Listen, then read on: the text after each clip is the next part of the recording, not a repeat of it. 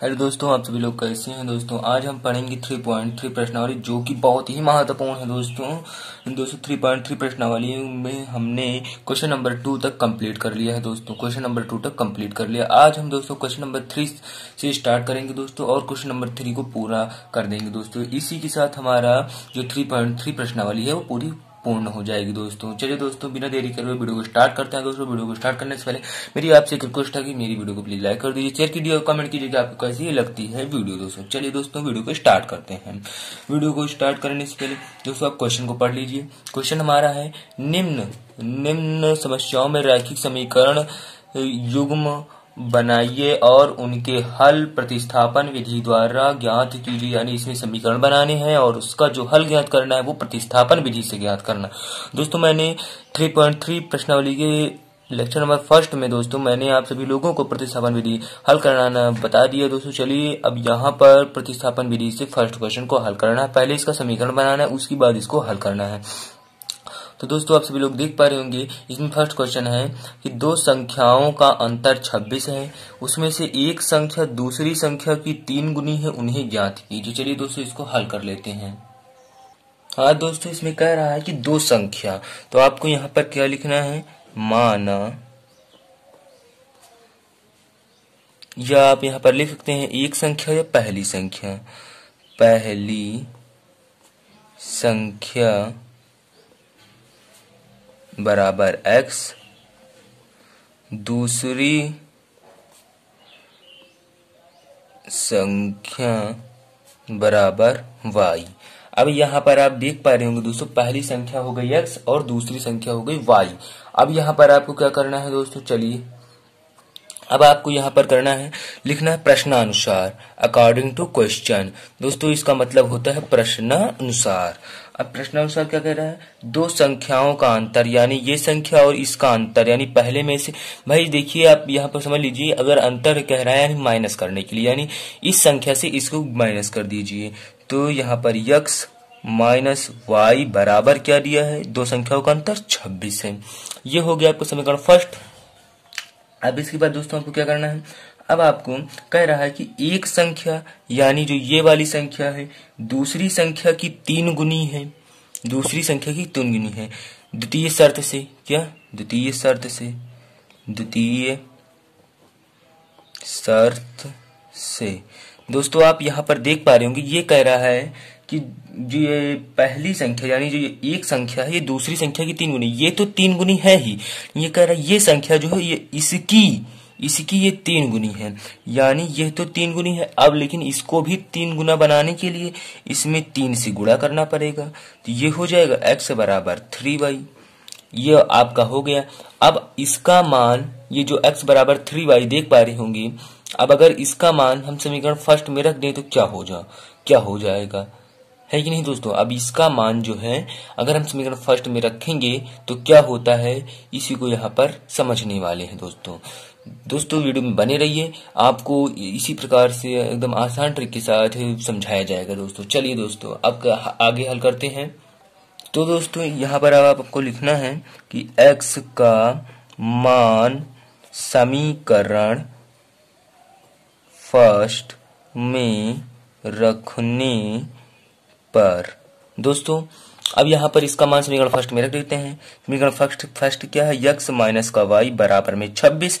अब देख पा रहे होंगे दोस्तों, x का क्या मान है, 3y माइनस का y बराबर में 26।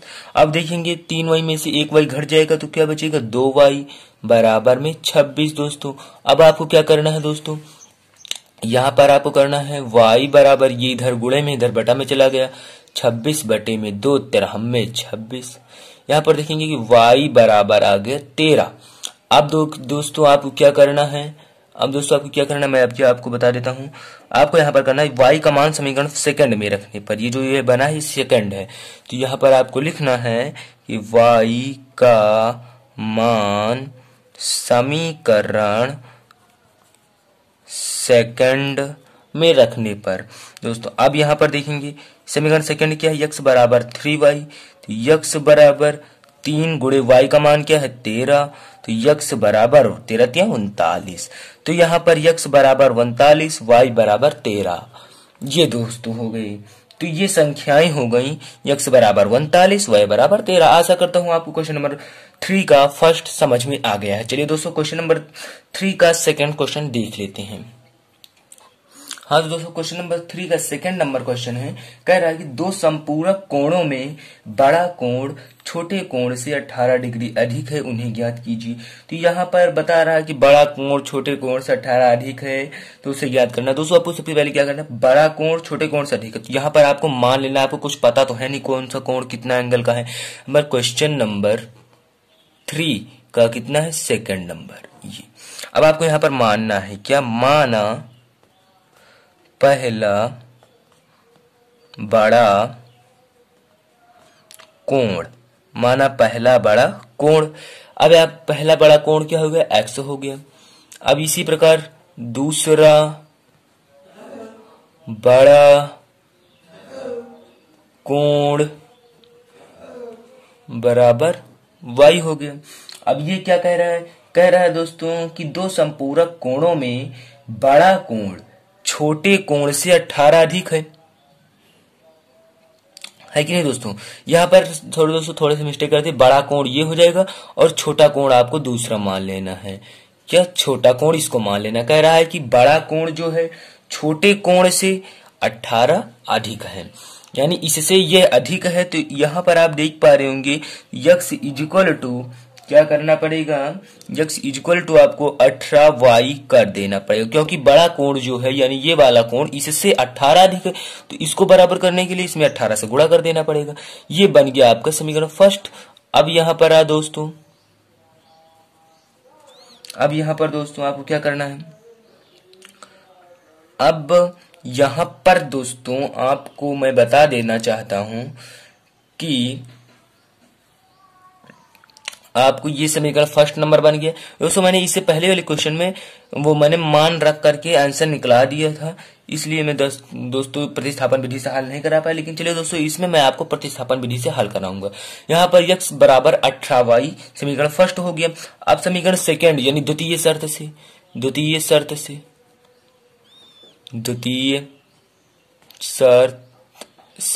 कह रहा है। अब द्वितीय शर्त से अब आप जानते हैं क्या, अब आप जानते हैं जो यहाँ पर मैंने दोस्तों x बराबर 18y लिखा है, लेकिन यहाँ पर ये गलत हो जाएगा। यहाँ पर होगा दोस्तों, ये कह रहा है कि दो संपूरक कोणों में बड़ा कोण जो है वो छोटे कोण से 18 अधिक है। यहाँ पर एक गुना में नहीं कह रहा है, तो यहाँ पर y प्लस 18 हो जाएगा दोस्तों, y प्लस 18। अब जब ये समीकरण बनेगा तो ये प्लस में है, इधर माइनस में आ जाएगा, x माइनस का y बराबर में 18 आ जाएगा दोस्तों। ये समीकरण फर्स्ट बन गया। अब द्वितीय शर्त से दोस्तों हम जानते हैं कि जो दो संपूरक कोणों का योग 180 अंश होता है, यानी दो संपूरक कोण कौन कौन से हैं, x है प्लस में y है बराबर में ये पूरा होता है 180 अंश का। ये हो गया समीकरण सेकंड। अब आपको दोस्तों प्रतिस्थापन विधि से हल करना। समीकरण फर्स्ट क्या है, x माइनस का y बराबर 18। समीकरण सेकंड क्या है, x प्लस का y बराबर में 180 अंश। दोस्तों अगर आप समीकरण फर्स्ट से चलेंगे, अगर दोस्तों आप समीकरण फर्स्ट से चलेंगे तो समीकरण फर्स्ट क्या है, x माइनस का y इक्वल टू में 18। तो अगर y को पक्षांतर कर देंगे तो क्या हो जाएगा, x इक्वल टू 18 प्लस का y, ये हो जाएगा। अब इसका मान समीकरण सेकंड में रख देते हैं। हमने आपको प्रतिस्थापन विधि हल करना बता दिया इससे पहले वाले लेक्चर में। अब x का मान समीकरण सेकंड में रखने पर, चलिए दोस्तों समीकरण सेकंड रख लेते हैं। दोस्तों समीकरण सेकंड है x प्लस का y इक्वल टू में 180 अंश, ये हो गया। अब x का मान क्या है, 18 प्लस का y और प्लस का y यहाँ पर है और बराबर में 180 अंश। अब दोस्तों यहाँ पर ये 18 प्लस में इधर माइनस में चला जाएगा और ये प्लस में y ये प्लस में y, ये हो जाएगा 2y बराबर 180 माइनस में 18। अब यहाँ पर आप देखेंगे कि y इक्वल टू ये गुला में इधर बटा में चला जाएगा, 180 में से 18 जाएंगे दोस्तों कितना बच जाएगा, आप यहाँ पर देखेंगे अगर 180 में से 18 जाएगा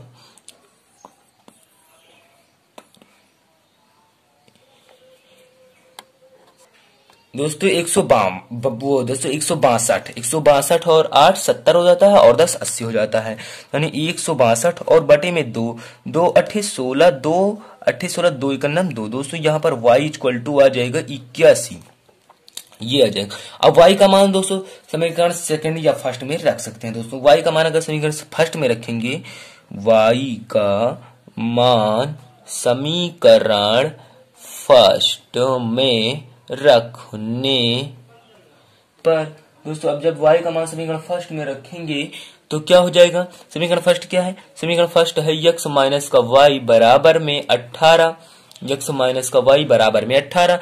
तो x माइनस का y क्या है? 81, ये है ना दोस्तों, x माइनस का 81 और बराबर में दोस्तों आप देख पा रहे होंगे 18 है। अब यहाँ पर x इक्वल टू जी 18 है और ये माइनस में है, इधर प्लस में आ जाएगा, प्लस में 81। अब आप यहाँ पर देख पा रहे होंगे कि x इक्वल टू 81 और 8 जोड़ लीजिए, 8 और 1 9, 8 और 1 9, 99 हो जाएगा दोस्तों। तो ये दोनों कोण हो गए, या y इक्वल टू 81 और x इक्वल टू 99। आशा करता हूं दोस्तों ये आपको समझ में आ गया। दोस्तों आप मेरी वीडियो पर बने रहें दोस्तों, आपको एकदम आसान ट्रिक के साथ इसी प्रकार मैथ के क्वेश्चन आंसरों को हल कराऊंगा दोस्तों। चलिए अब अगला क्वेश्चन है दोस्तों। अगला क्वेश्चन ये कह रहा है कि एक क्रिकेट टीम के कोच ने 7 बल्ले तथा 6 गेंदें 3800 रुपए में खरीदी। बाद में उसने 3 बल्ले तथा 5 गेंदें 1750 रुपए में खरीदी। तो प्रत्येक बल्ले और प्रत्येक गेंद का मूल्य ज्ञात कीजिए। दोस्तों ये क्वेश्चन 3.1 प्रश्नावली से मिलता जुलता क्वेश्चन है। हमने आपको वहां पर भी इसी प्रकार के क्वेश्चन वो हमने आपको हल कराए थे। चलिए दोस्तों हल कर लेते हैं। इसमें कह रहा है गेंद और बल्ले, तो आपको मान लेना है कि गेंद को क्या मानना है और बल्ले को क्या मानना है। तो यहाँ पर दोस्तों अगला क्वेश्चन है क्या, क्वेश्चन नंबर 3 का थर्ड नंबर। तो क्या है आपको यहाँ पर करना, क्या है आपको मानना है कि माना बल्ले बराबर x, गेंदे बराबर y। ये हो गया दोस्तों। अब इसमें क्या कह रहा है कि 7 बल्ले, प्रश्नानुसार अकॉर्डिंग टू क्वेश्चन ये क्या कह रहा है कि 7 बल्ले यानी 7 बल्ले बराबर 7x हो गया। और दोस्तों फिर कह रहा है 6 गेंदे बराबर कितने में, यानी कि हो जाएगा 6y, क्योंकि गेंदों का मान 6 है। अब ये कितने में ले रहा है, यानी इन दोनों को जोड़ करके ये ले रहा है 3800 में, यानी 7x प्लस में 6y बराबर में ये हो रहा है 3800।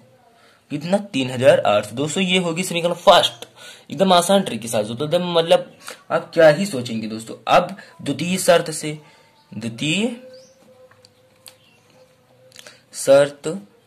दोस्तों ये मैं आपको बता देना चाहता हूँ कि समीकरण बनाना बहुत ही आसान है, सिर्फ आपको थोड़ा सा नॉलेज लगाना। उसके बाद दोबारा बोल रहा है कि 3 बल्ले, क्या 3 बल्ले बराबर आपको लिख देना है 3x।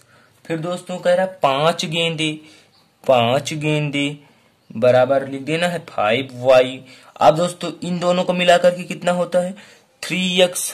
दोस्तों 3x प्लस में 5y बराबर में दोस्तों होता है 1750। दोस्तों यहाँ पर 1750 रुपए हो जाता है। ये हो गया दोस्तों आपको समीकरण सेकंड। अब आपको क्या करना है, समीकरण और फर्स्ट और सेकंड से हल करके इसका आंसर निकाल लेना है। चलिए दोस्तों समीकरण फर्स्ट से अगर प्रतिस्थापन विधि से है, इसमें क्वेश्चन में कह रहा है कि प्रतिस्थापन विधि से अगर समीकरण फर्स्ट से लेंगे, क्या समीकरण फर्स्ट से, तो दोस्तों क्या हो जाएगा 7x प्लस में 6y बराबर में 3800।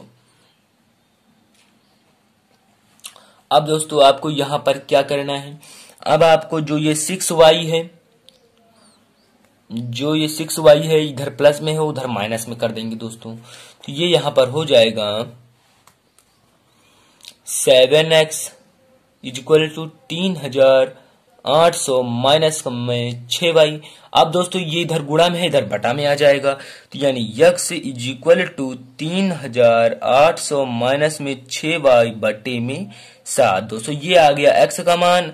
हमने x का मान समीकरण फर्स्ट से निकाला है, तो समीकरण सेकंड में x का मान रख देंगे। चलिए दोस्तों समीकरण सेकंड में x का मान रख देते हैं।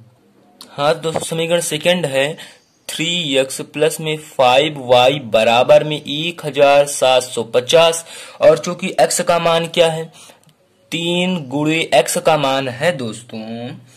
चलिए दोस्तों x का मान बताते हैं। दोस्तों x का मान है 3800, क्या 3800 बटे 7 माइनस का 6y प्लस का 5y जो कि इसमें दिया है बराबर में 1750। अब ये यहाँ पर देखेंगे, इससे इसको गुणा करना है, तो ये हो जाएगा 3 शून्य शून्य 3 शून्य शून्य 3 8 24, हाथ आया 2, 3 त्रिका 9 2 11 22 7, और यहाँ पर देख पाएंगे माइनस का 6, ये प्लस का 5 है, तो यहाँ पर ये हो जाएगा माइनस का क्या 5, वो माइनस का 1 यानी माइनस का y, एक y बचेगा दोस्तों बराबर में 1750।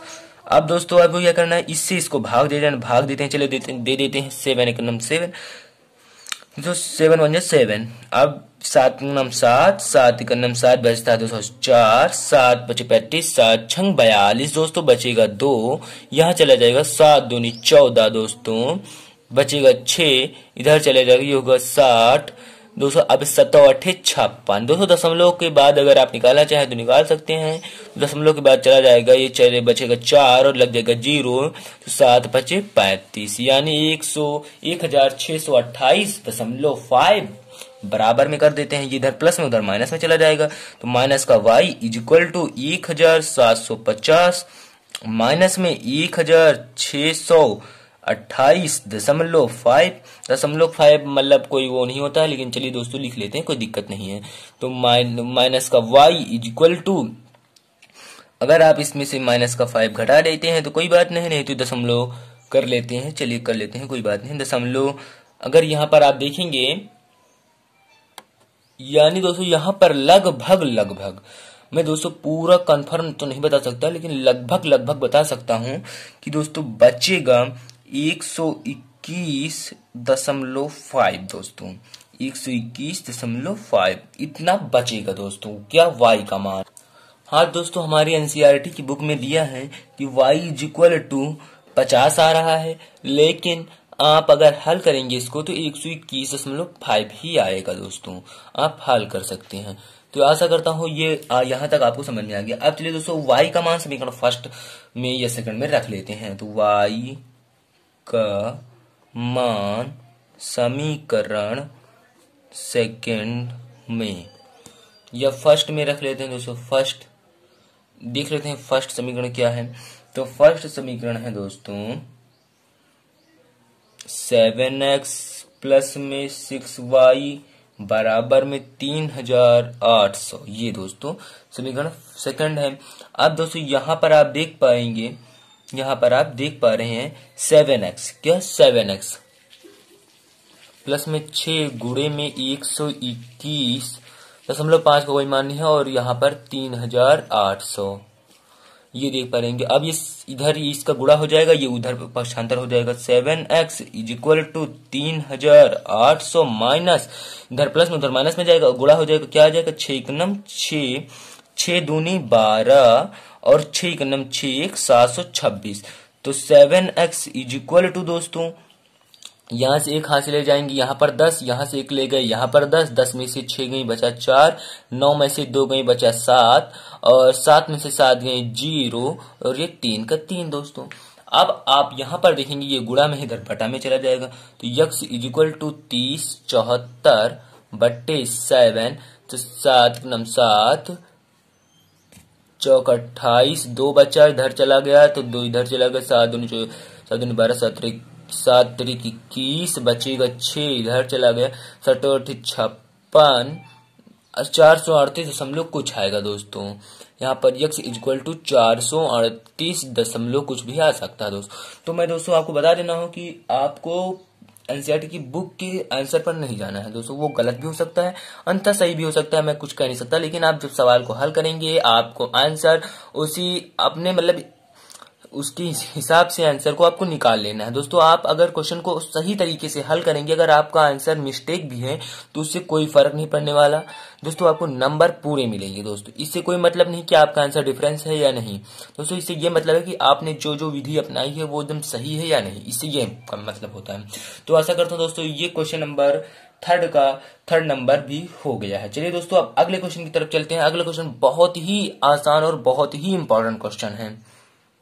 तो दोस्तों अब अगला क्वेश्चन है कि एक नगर में टैक्सी के भाड़े में एक नियत भाड़े के अतिरिक्त चली गई दूरी पर भाड़ा सम्मिलित किया जाता है। तो 10 किलोमीटर के लिए भाड़ा 105 है तथा 15 किलोमीटर के लिए भाड़ा 155 रुपए है।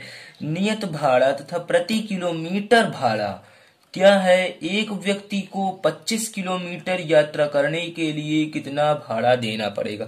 दोस्तों इसमें नियत भाड़ा है और अतिरिक्त भाड़ा है, तो इन दोनों भाड़ाओं को मिलाकर कितना भाड़ा यात्रियों को देना पड़ेगा इसके बारे में बताना है। दोस्तों चलिए इसको हल करते हैं। क्या है क्वेश्चन नंबर 3 का 4th नंबर। चलिए दोस्तों इसको हल कर लेते हैं। दोस्तों आपको इसको हल करने से पहले आपको क्या क्या लिखना है वो भी मैं आपको बता देता हूँ। तो दोस्तों हमारा मतलब क्वेश्चन नंबर 4th का आंसर है दोस्तों, इसमें कहा था नियत भाड़ा और अतिरिक्त भाड़ा। तो नियत भाड़ा को आपको दोस्तों x मान लेना है और अतिरिक्त भाड़ा को दोस्तों आपको y मान लेना है। और उसके बाद दोस्तों आपको कहना है प्रथम शर्तानुसार वो प्रथम शर्त से क्या कह रहा है। दोस्तों प्रथम शर्त से कह रहा है कि दोस्तों वो पहले थोड़ा सा क्वेश्चन पढ़ लीजिए दोस्तों। क्वेश्चन क्या है कि एक नगर में टैक्सी के भाड़े में एक नियत भाड़ा, यानी एक नियत भाड़ा कह रहा है, तो यानी एक नियत यानी नियत एक ही है यक्स। और दोस्तों फिर कह रहा है कि एक नियत भाड़ा के लिए अतिरिक्त चली गई दूरी पर भाड़ा सम्मिलित किया जाता है। 10 किलोमीटर के लिए भाड़ा 105 रुपए। क्या कहता है 10 किलोमीटर, यानी जो अतिरिक्त भाड़ा है वो 10 किलोमीटर यानी 10y, और वो कितने के लिए देता है 105 रुपए। क्या 105 रुपए है। 15 किलोमीटर के लिए भाड़ा 155 रुपए। क्या दोस्तों 15 किलोमीटर यानी जो अतिरिक्त भाड़ा ही इसमें दिया है दोस्तों। अब आपको क्या लिखना है द्वितीय शर्त से, ये समीकरण फर्स्ट बन गया दोस्तों। अब आपको क्या लिखना है द्वितीय शर्त से, द्वितीय शर्त से दोस्तों मैं आपको एक बात क्लियर कर देना चाहता हूं कि यहां पर कह रहा है कि एक नगर में टैक्सी के एक नियत भाड़ा, यानी एक नियत यानी इसके आगे एक रहता ही है, वो सभी को पता है। यह हो गया एक नियत भाड़ा के लिए अतिरिक्त चली गई दूरी पर भाड़ा सम्मिलित किया जाता है, यानी के लिए अतिरिक्त पर चली गई दूरी के भाड़े जो हैं वो दिए जा रहे हैं। क्या 10 किलोमीटर के लिए अतिरिक्त भाड़ा क्या है 105 रुपए, यानी ये 10 किलोमीटर प्लस 10y बराबर 105 रुपए। और फिर दूसरी बार यानी द्वितीय शर्त से वो कह रहा है कि 15 किलोमीटर के लिए, यानी 15 किलोमीटर जब नियत भाड़ा, पहले आपको नियत भाड़ा लिखना है x प्लस 15 यानी अतिरिक्त भाड़ा जो है वो कितना हो जाता है दोस्तों 155 हो जाता है। ये आपका समीकरण सेकंड बन गया। तो एक व्यक्ति को 25 किलोमीटर यात्रा करने के लिए कितना भाड़ा दिया जाएगा। तो चलिए दोस्तों पहले इसको हल कर लेते हैं, उसके बाद 25 किलोमीटर का भी निकाल लेंगे। तो प्रतिस्थापन विधि से इसको हल कर लेते हैं। हाँ तो दोस्तों चलिए हल करते हैं। तो प्रतिस्थापन विधि से अगर आप इसको हल करेंगे दोस्तों तो ये इधर प्लस में है उधर माइनस में चला जाएगा दोस्तों, इधर माइनस में चला जाएगा। अगर दोस्तों आप प्रतिस्थापन विधि से हल नहीं करना चाहते हैं, आपको प्रतिस्थापन विधि आती है, अगर पेपर में आप हल करना चाहते हैं तो हल कर सकते हैं। मैं यहाँ पर विलोपन विधि से इसको हल कर देता हूँ। चलिए विलोपन विधि से इसको हल करते हैं। तो x प्लस का 10y इज इक्वल टू में 105 और बटे x प्लस का 15y बराबर में दोस्तों 15 क्या हो जाता है वो 155 दोस्तों मैं यहाँ पर विलोपन विधि से हल कर रहा हूँ, आप प्रतिस्थापन विधि से हल कर सकते हैं, इससे कोई फर्क नहीं पड़ेगा, आंसर सेम आएगा। यहाँ पर समान चिन्ह है, अंक भी समान है, तो यहाँ पर घटाने पर लिखा जाएगा। घटाने पर तो ये माइनस ये माइनस ये माइनस ये कट गया, ये माइनस में 5y बराबर में दोस्तों माइनस में ही आ जाएगा क्या दोस्तों 15 माइनस में 50, माइनस से माइनस कट जाएगा, ये गुणा में है, इधर बटा में चला जाएगा। तो दोस्तों y इज इक्वल टू 50/5 10, यानी y इज इक्वल टू 10 आ गया। अब y का मान समीकरण फर्स्ट या सेकंड में रख करके x का भी मान निकाल लीजिए दोस्तों। तो यानी चलिए दोस्तों हल कर लेते हैं। अब y का मान समीकरण फर्स्ट में रख देते हैं। क्या y का मान समीकरण फर्स्ट में रख देते हैं। y का मान समीकरण फर्स्ट में रखने पर दोस्तों, अब समीकरण फर्स्ट क्या है, समीकरण फर्स्ट है x प्लस 10y बराबर 105। तो x प्लस में 10 गुणे y का मान कितना है दोस्तों, y का मान है 10। कितना, y का मान है 10 इज इक्वल टू 105। अब यहाँ पर तो x is equal to 105 minus 100, तो x इज इक्वल टू 5, यानी यहाँ पर आ गया दोस्तों नियत भाड़ा। नियत भाड़ा क्या है, 5 है, और जो अतिरिक्त भाड़ा है, अतिरिक्त भाड़ा दोस्तों थोड़ी सी जगह की कमी थी इसलिए इस प्रकार लिखे दे रहे हैं। अतिरिक्त भाड़ा कितना है दोस्तों, अतिरिक्त भाड़ा है 10, क्योंकि यहाँ पर y का मान 10 है। आशा करता हूँ आपको यहाँ तक समझ में आ गया। क्वेश्चन नंबर 3 का 4th नंबर भी हल होगा दोस्तों, एकदम आसान ट्रिक के साथ। जो अब अगला क्वेश्चन है क्वेश्चन नंबर 3 का 5th नंबर, भी बहुत ही आसान है। चलिए दोस्तों इसको हल कर लेते हैं। हाँ दोस्तों क्वेश्चन नंबर 3 जो है उसका 5th नंबर है। क्वेश्चन नंबर 3 का 5th नंबर, इसमें कह रहा है दोस्तों, यदि किसी भिन्न के अंश और हर दोनों में 2 जोड़ दिया जाए तो भिन्न 9/11 हो जाता है। यदि अंश और हर में दोनों में 3 जोड़ दिया जाए तो क्या 5/6 हो जाती, वह भिन्न ज्ञात कीजिए। तो दोस्तों आपको भिन्न मान लेना है। क्या, भिन्न मानना है। तो यहाँ पर लिखेंगे हल, जब आप दोस्तों हल करेंगे तो यहाँ पर लिखना है माना भिन्न बराबर x/y। अब दोस्तों यहाँ पर अकॉर्डिंग टू क्वेश्चन, क्वेश्चन क्या कह रहा है, क्वेश्चन ये कहता है दोस्तों, क्वेश्चन ये कह रहा है यदि किसी भिन्न, यानी ये भिन्न हो गया, x/y भिन्न हो गया कि अंश और हर दोनों में, इसमें भी 2 इसमें भी 2, जब जोड़ दिया जाता है तो क्या होता है, ये कह रहा है। और फिर दोस्तों ये भिन्न किसके बराबर हो जाती है, 9/11 के बराबर। यानी इन दोनों में जब 2 और 2 जोड़ दिया जाता है तो यहाँ पर दोस्तों देख पा रहे होंगे, यहाँ पर 9/11 हो जाता है। तो चलिए दोस्तों इसमें आप त्रिज्या गुणा कर लीजिए। यहाँ पर 2x, यहाँ पर प्लस में 2y और बटे में 2y बराबर में दोस्तों यहाँ पर देख पा रहे होंगे 9/11 है। अब यहाँ पर 2x,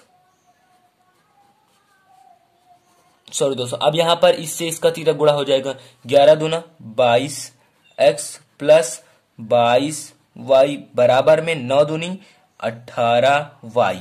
ये इधर प्लस में इधर माइनस में आ जाएगा, तो क्या हो जाएगा 22x प्लस में 11 दूना 22, यहाँ पर सॉरी दोस्तों यहाँ पर 22 नहीं लिखा था, 11 दूना 22y माइनस में 18y और बराबर में 0। तो यहाँ पर 22x प्लस में 4y बराबर में 0। ये दोस्तों आपको हो गया समीकरण फर्स्ट।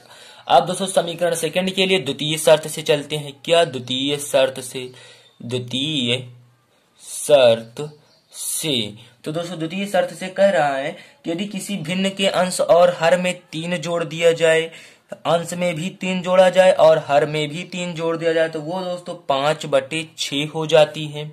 तो दोस्तों इसमें भी वही तीव्र गुणा करना है, 3x प्लस का 3y बटे में 3y बराबर में 5/6। इसका इससे तीव्र गुणा कर दिया जाएगा दोस्तों, तो इससे इसके ये हो जाएगा, यहाँ पर दोस्तों ये होगा 6 त्रिक 18x प्लस का 18y बराबर में 5 तिहाई 15y। अब यहाँ पर इसको इधर पक्षांतर कर देंगे, 18x प्लस में 18y माइनस में 15y बराबर में 0।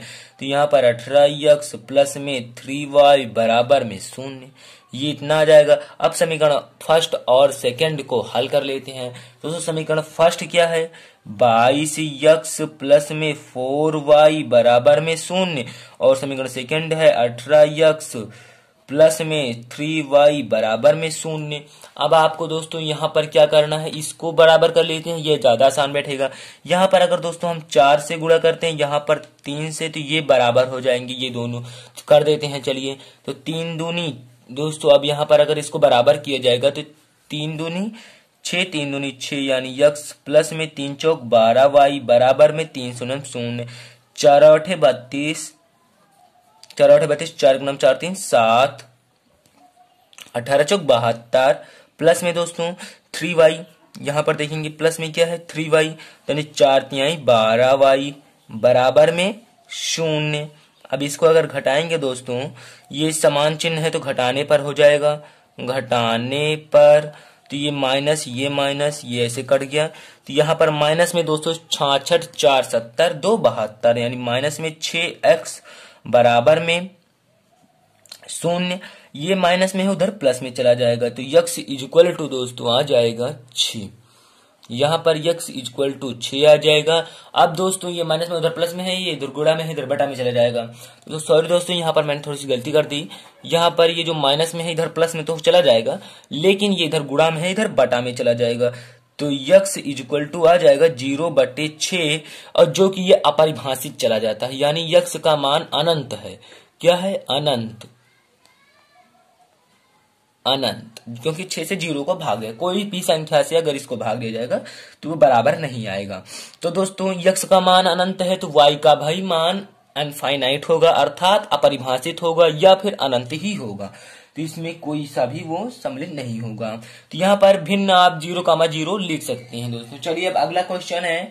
अगला क्वेश्चन कह रहा है कि 5 वर्ष बाद जैकब की आयु उसके पुत्र की आयु की 3 गुनी हो जाएगी, तो 5 वर्ष पूर्व जैकब की आयु उसके पुत्र की आयु की 7 गुनी थी, उसकी वर्तमान आयु ज्ञात कीजिए। दोस्तों ये आपको क्वेश्चन एक हिसाब से, मतलब आप ये जान लीजिए कि होमवर्क के हिसाब से है, यानी ये आपको ये क्वेश्चन नंबर 3 का 6 नंबर जो है ये आपको होमवर्क के रूप में दिया जा रहा है। अगर दोस्तों आप इसको हल कर लेते हैं तो आंसर कमेंट में जरूर कीजिएगा। अगर दोस्तों आप हल नहीं कर पाते हैं तो मैं इस क्वेश्चन का आंसर अगली वीडियो के फर्स्ट क्वेश्चन में ही दे दूंगा दोस्तों, यानी अगली वीडियो में फर्स्ट क्वेश्चन जो होगा मेरा वो यही क्वेश्चन होगा। तो आशा करता हूं दोस्तों आपको ये वीडियो पसंद आई है। दोस्तों वीडियो पसंद आए तो प्लीज लाइक कीजिए, शेयर कीजिए और कमेंट कीजिए कि वीडियो आपको कैसी लगती है दोस्तों। धन्यवाद।